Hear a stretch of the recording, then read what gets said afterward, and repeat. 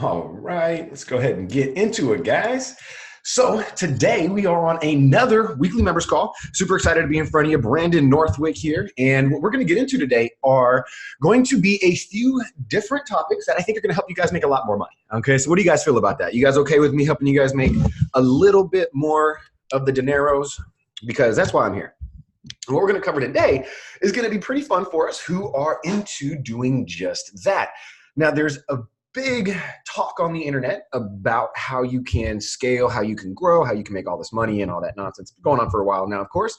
And so today I wanted to kind of get you into a good position to see what matters most, so that we're not focusing on all the wrong things. Okay, so we are going to be live today on December 9th, 2019.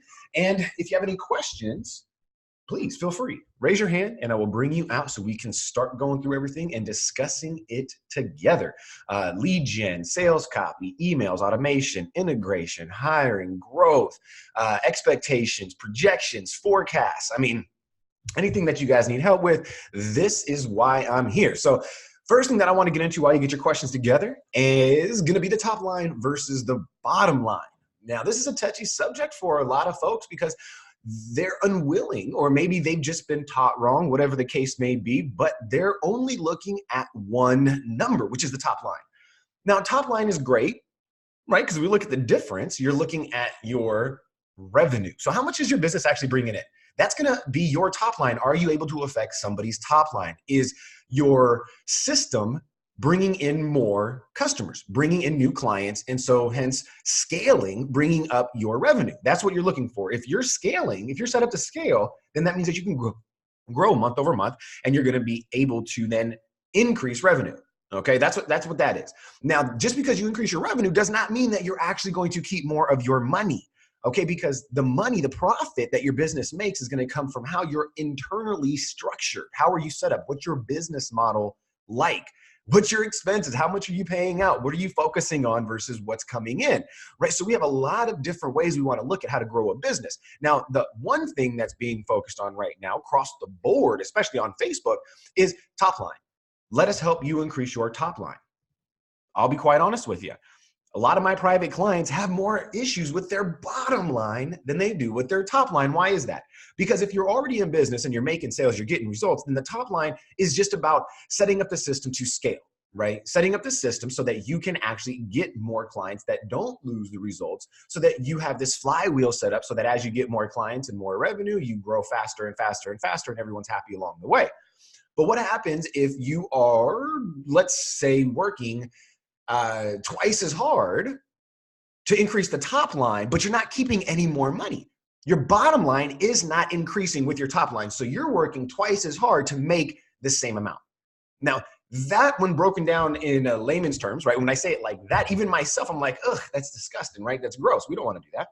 Well, that's what a lot of people are doing. So we have to make sure that we are avoiding the top line, this this illustration in our mind, right? This dream that, I'm going to be able to make more if I sell more.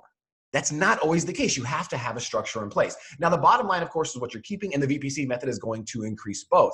Now, how do we focus on each? Well, the top line is going to be all about your revenue, right? So what is it going to bring in more revenue? Marketing, advertising, SEO. We're going to be talking about those kinds of things to increase top line. Now, bottom line is going to be restructuring business models. What's your hiring price? What are your cost of goods? How are you building out? What's your business lifestyle like? Okay, because there might be a lot of things that you're possibly investing in right now that serve no purpose to actually increasing the business's growth. And if it's not contributing, then it's detrimental. We have to start looking at it like that in certain places of your business. It's called binary thinking. We have to start looking at it like it's either for us or it's against us. So we ask ourselves that question: is this software, is this product, is this service, is it, if applied correctly, is it going to bring me more of the increase in revenue or the increase in my bottom line, or both? Because if you're working twice as hard to make just a little bit more revenue, then that really doesn't make sense unless you're trying to sell your company. Let's say that you are in 10 years trying to position yourself, or maybe it's in the next 36 months. You want to position yourself to where you're selling your company and you want to get a multiple for it. Yes, you want to focus on your top line because that's going to increase your valuation, right? But still, you're going to get more and a higher valuation when you can increase both your top and your bottom. All right, so this is why it's very important to understand the difference between the two.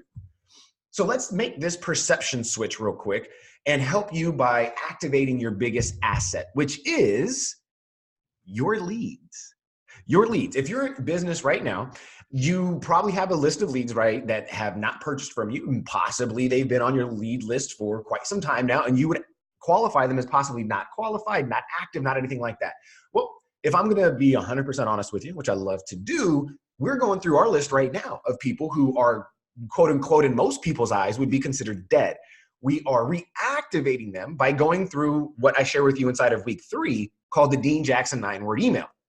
This is asking them a question based on what they were interested in the beginning and getting this manual conversation started so that we can lead them down the path of close, okay? So this is gonna be your way to activate your biggest asset, which are the people who have already shown interest in what you have to sell. And the reason why I'm going straight to this one, because if you look at the very bottom of this slide, you're gonna see that the average buyer won't make a purchase until after the first, the average buyer will make a purchase within the first 18 months. Like that is a long process that you have to think about. So if you're only in it for the short term, you're going to be the person that's discounting leads that didn't buy from you today, or let's say before the end of the month. And anyone thinking this kind of short term is not thinking like an investor, which is what you're doing when you are getting clients, when you are trying to provide a service, when you're trying to get your name out there. However it is that you want to look at it, you have to understand that you are an investor. You're someone who's going to say, I'm not going to expect the return today. I'm going to invest my time, invest my energy, invest my resources. And then from that investment, I'm going to have my system, my forecast. I'm going to have my expectations set, and I'm going to be able to follow a plan so that I can get the rewards, so that I can get the return on that investment. Now, if you're not thinking like that, then you're thinking like 90% of the business owners out there that are making it very difficult for consumers to make educated decisions, right? We have to make sure that we're not a part of that group. There are people out there right now that are thinking so short term that it's not helpful to the industry in its own right. So it's very detrimental. Right now, it's easy for someone, if you have integrity and you have a system, you're thinking long term, for you to separate yourself from those other folks. So we do need them in the world, unfortunately. But it's a very sad issue when you see people that have the short term gain kind of mentality. We want to flip that, make this perception switch, and go long term, and start to understand that the investment and the work involved to create the best sales process is the best move.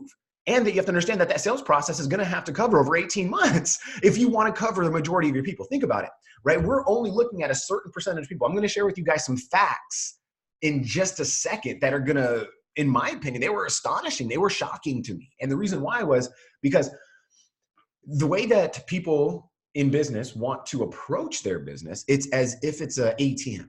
Like I'm going to show up today. I'm just going to put in this effort, and because it's me, I'm going to get a return. And the expectations are so skewed that they never put in enough work to actually see the results that they should. And that's why you can call yourself an investor, or if that term somehow, makes you feel sick to your stomach, you can call yourself a farmer, whatever it may be. But could you imagine how crazy it would be if we were living in the day and the age of the farm, and you were that guy or that woman who was going back out to your farm every day, and you were yelling at the seed going, why didn't you grow?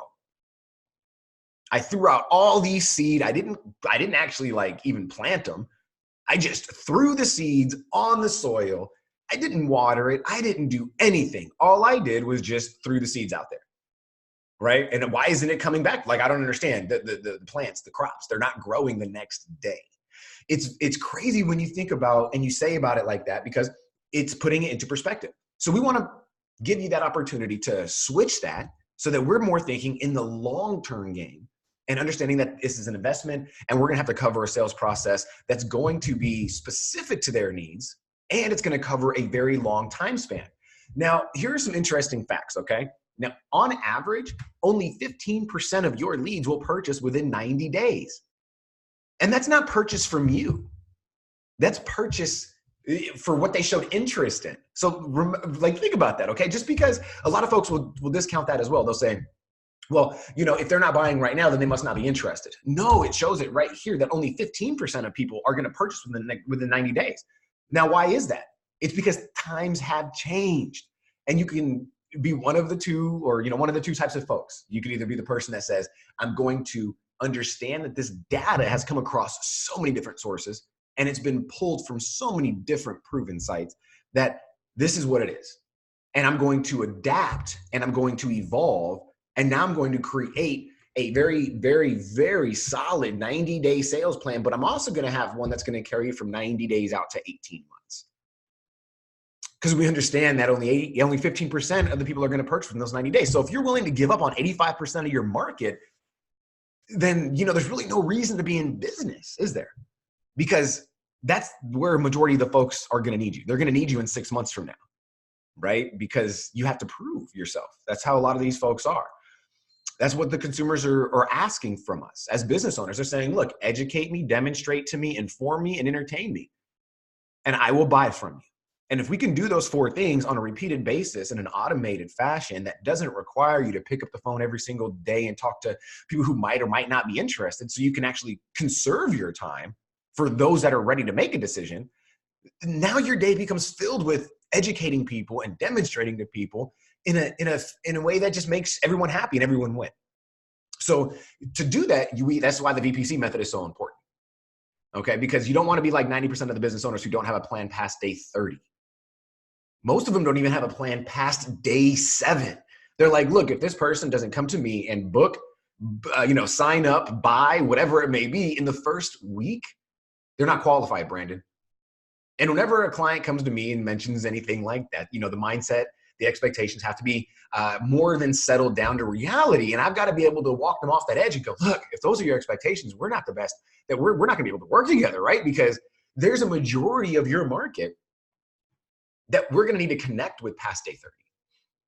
And if that's not something that you're willing to put effort into and invest into, then the market isn't going to invest with you. It's just the way that it is. It's a reciprocal effort.